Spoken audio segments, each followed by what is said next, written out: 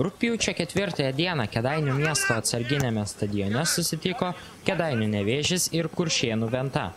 Rezultatu 2-0 pergalę šventė Kėdainių Nevėžis.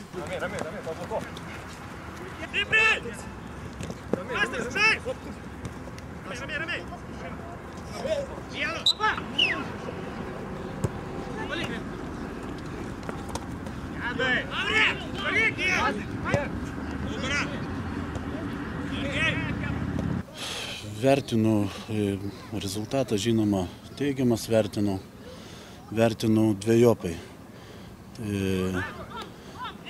Šiaip rungtynės buvo pakankamai sunkios, kaip patys matėt. Žinoma, daug neišnaudojom progų, bet tarpai strigo mūsų tiek gynėjų grandys, tiek saugų grandys, bendradarbiavimas tarp gynėjų, saugų, puolėjų grandžių. Šiaip, skaitau, sužaidėm, turim pergalę, skaitau, rezultatas teigiamas, tai yra žengiam toliau taurėje, manau viskas dar prieš akį. Gal yra kai kuriuose grandyse fizinės kondicijos žaidėjai mažiau turi, kai kuriuose grandyse bandom naujus žaidėjus, jaunus žaidėjus, žinoma, trūksta susižaidimo, trūksta savitarpio supratimo. Bet šiaip laikui bėgant, manau, viskas kaip ir sezono pradžioj, reikalavimai išliko tie patys, prizinė vieta.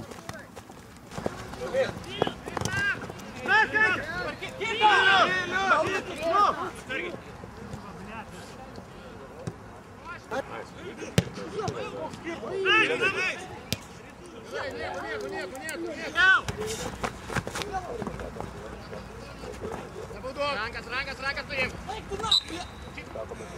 Kaip nepadėk biškį.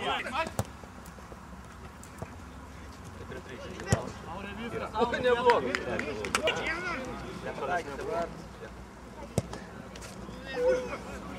Lėtė. O, kodėl? Gerai. Nu, tver.